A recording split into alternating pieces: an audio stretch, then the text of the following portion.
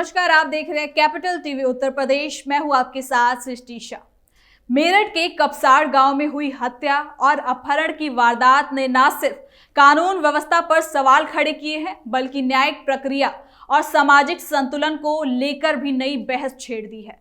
एक दलित महिला की बेरहमी से हत्या और उसकी बेटी के अपहरण का ये मामला सामने आते ही पूरे इलाके में तनाव फैल गया है। पुलिस की तुरंत कार्रवाई, आरोपी की गिरफ्तारी और पीड़िता की बरामदगी के बाद भी मामला शांत नहीं हुआ है, क्योंकि हर दिन इसके साथ नए सवाल और नए मोड़ जुड़ते चले गए हैं। इस सनसनीखेज कांड में अब सबसे बड़ा विवाद आरोपी की उम्र को लेकर खड़ा हो रहा है। आरोपी पारस सोम को लेकर दावा किया जा रहा है कि वो नाबालिग है और घटना के समय उसकी उम्र 18 साल से कम थी। अगर ये दावा सही साबित होता है तो पूरे केस की कहानी दिशा बदल सकती है। यही वजह है कि अदालत से लेकर गांव की गलियों तक हर जगह इस मुद्दे पर चर्चा हो रही है।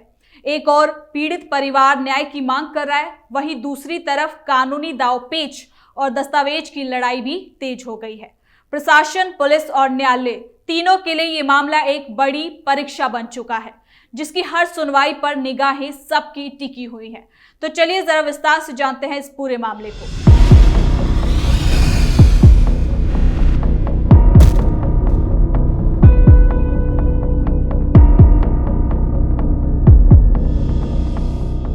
हत्या के बाद अब उम्र पर बहस, नाबालिग किया चालाकी, इंसाफ की राह में नया मोड़, कपसाड़ कांड में बड़ा ट्विस्ट। मेरठ के कपसाड़ गांव में हुआ हत्याकांड अब केवल एक आपराधिक घटना नहीं रह गया, बल्कि ये अब कानून, सामाजिक तनाव और न्यायिक प्रक्रिया और प्रशासनिक सख्ती से जुड़ा एक बड़ा मामला बन चुका है।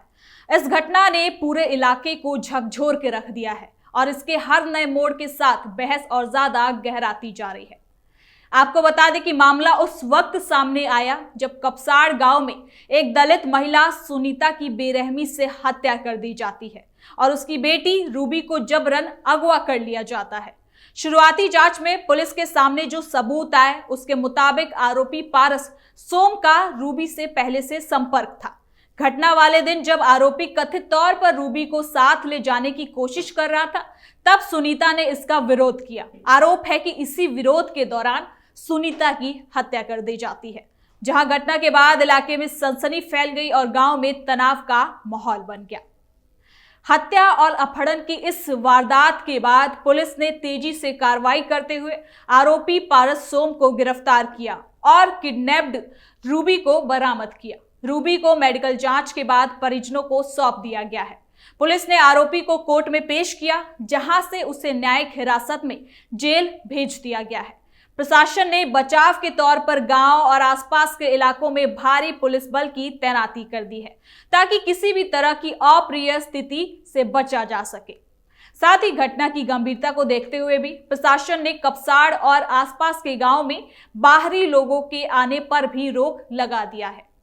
गांव में आने जाने वालों की पहचान की जा रही है और पुलिस लगातार गश्त कर रही है। ये कदम इसलिए उठाया जा रहा है ताकि अफवाहों और किसी भी संभावित टकराव को रोका जा सके।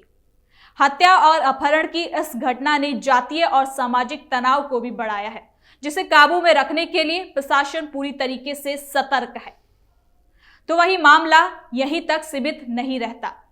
आपको बता दें कि ये एक गंभीर लेकिन सामान्य आपराधिक केस माना जाता, लेकिन इसमें नया मोड़ तब आया जब आरोपी पारस सोम की उम्र को लेकर सवाल उठने लगे। आरोपी के वकीलों ने अदालत में दावा किया कि पारस सोम नाबालिग है और घटना के समय उसकी उम्र भी 18 साल से कम थी। वकीलों का कहना है कि उसके पास ऐसे दस्तावेज हैं जो ये साबित कर सकते हैं कि पारस नाबालिग है और उस पर किशोर न्याय अधिनियम के तहत ही कार्रवाई होनी चाहिए। लेकिन इस दावे के सामने आने के बाद मामला और ज्यादा उलझता जा रहा है, क्योंकि अगर आरोपी को नाबालिग माना जाता है तो उसके खिलाफ चलने वाली कानूनी प्रक्रिया, सजा और न्यायिक दायरा पूरी तरीके से बदल जाएगा। वकीलों ने अदालत में स्कूल से जुड़े प्रमाण पत्र और बाकी दस्तावेज पेश करने की बात कही है। उनका कहना है कि इन सबूतों के आधार पर आरोपी को किशोर घोषित किया जाना चाहिए। तो वहीं दूसरी ओर मृतका के परिजन और सामाजिक संगठनों ने इस दावे पर सवाल उठाए हैं। उनका कहना है कि ये हत्या के मामले को कमजोर करने की कोशिश की जा रही है। परिजनों का आरोप है कि आरोपी पहले भी आपराधिक गतिविधियों में शामिल रहा है और साल 2024 में उसके खिलाफ शिकायत दर्ज कराई गई थी। हालांकि उस समय मामला समझौते के बाद शांत हो गया था, लेकिन अब उसी पुरानी रिकॉर्ड को भी इस केस से जोड़कर देखा जा रहा है। साथ ही पुलिस का कहना है कि आरोपी की उम्र को लेकर जो भी दस्तावेज सामने आएंगे उनकी बारीकी से जांच की जाएगी। उम्र का तय होना न्यायिक और किशोर न्याय बोर्ड के दिशा निर्देश पर ही होगा। मेडिकल जांच, शिक्षा के रिकॉर्ड और अन्य सरकारी दस्तावेजों के आधार पर ही आखिरी फैसला लिया जाएगा कि आरोपी को नाबालिग माना जाए या फिर बालिग। इसी बीच आरोपी पारस ने जेल प्रशासन से अपने परिवार से मुलाकात की परमिशन भी मांगी है। वरिष्ठ जेल अधीक्षक के सामने इस मामले में आवेदन दिया गया है। इस पहलू ने भी मामले को और ज्यादा चर्चा में कर दिया है, क्योंकि एक ओर आरोपी नाबालिग होने का दावा कर रहा है और दूसरी ओर उसके व्यवहार और गतिविधियों को लेकर कई सवाल भी खड़े होते हैं। साथ ही आपको बता दें कि जिस तरह से योगी सरकार एक्शन ले रही है और महिला सुरक्षा को प्राथमिकता दे रही है, ऐसे में आरोपी का बचना मुश्किल है, क्योंकि योगी सरकार महिला सुरक्षा के मामले में तेज एक्शन लेती रही है। अयोध्या के एक मामले को देखें। 2024 में एक नाबालिग के साथ दुष्कर्म के मामले में मुख्य आरोपी मोहित खान पर कठोर कार्रवाई करते हुए पुलिस ने उसे तुरंत गिरफ्तार किया था। सरकार ने आरोपी की अवैध संपत्तियों पर बुलडोजर चलाया और पीड़िता के परिवार को न्याय का पूरा भरोसा दिया। योगी सरकार ने लव जिहाद और दलित अत्याचार जैसे मामलों में बुलडोजर चला के अपराधियों को सबक सिखाया है। एग्जाम्पल के तौर पर बरेली में सपा नेता आजम खान से जुड़े अवैध निर्माणों पर 2025 में बुलडोजर चलाया गया, जो सपा काल के 14 साल पुराने रसूखों को चूर चूर कर गया। इस तरह माफिया राज के खिलाफ सैकड़ों बुलडोजर कार्रवाई को पूरी यूपी ने देखा। इसी को देखते हुए मेरठ मामले में भी एसएसपी ने 10 टीमें लगाई हैं। गिरफ्तारी तय है, जहां मीडिया रिपोर्ट्स के मुताबिक मामले में SC/ST एक्ट के तहत तमाम गंभीर धाराओं में मुकदमा दर्ज किया गया है। तो वही मामला इसलिए भी तूल पकड़ता जा रहा है क्योंकि इस पर योगी सरकार पर आरोप लगा रही है समाजवादी पार्टी। लेकिन आपको बता दें कि सपा की सरकार में दलित हिंसा के गंभीर मामले थे। इस मामले में पुलिस लगातार छापेमारी कर रही है। बेटी के मिलने के बाद और सजा सुनिश्चित है। बता दें कि हाल ही में कोडिन सिरप से जुड़े मामले में भी आरोप लगा रही सपा को मुख्यमंत्री योगी आदित्यनाथ ने चेतावनी दी थी। उन्होंने कहा कि जब बुलडोजर चलेगा तब रोना मत। तो वही मामले की सुनवाई के दौरान वकीलों ने यह भी संकेत दिया है कि वो अदालत में ऐसे सबूत पेश करेंगे जिनसे ये साबित किया जा सकता है कि आरोपी की उम्र घटना के समय 18 साल से कम थी। इसके लिए स्कूल रिकॉर्ड, जन्म प्रमाण पत्र और अन्य दस्तावेजों को अहम माना जा रहा है। अगली सुनवाई को लेकर पूरे इलाके की निगाहें अदालत पर टिकी हुई है। प्रशासन के सामने ये भी एक कठिन परीक्षा है। एक ओर उसे कानून का पालन करना है, तो वहीं दूसरी ओर और सामाजिक तनाव को भी नियंत्रण में रखना है।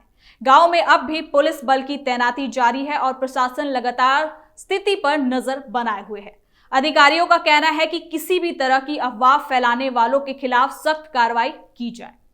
यानी कि कुल मिलाकर कपसाड़ हत्याकांड अब सिर्फ हत्या और अपहरण का मामला नहीं रह गया, बल्कि ये न्यायिक प्रक्रिया, किशोर कानून, सामाजिक न्याय और प्रशासनिक शक्ति का एक बड़ा प्रशिक्षण बन चुका है।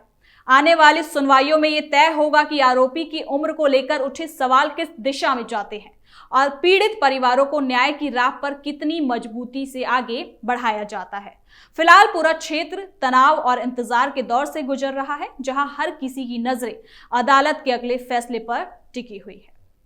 तो फिलहाल के लिए इस खबर में इतना ही। देखते रहिए कैपिटल टीवी उत्तर प्रदेश।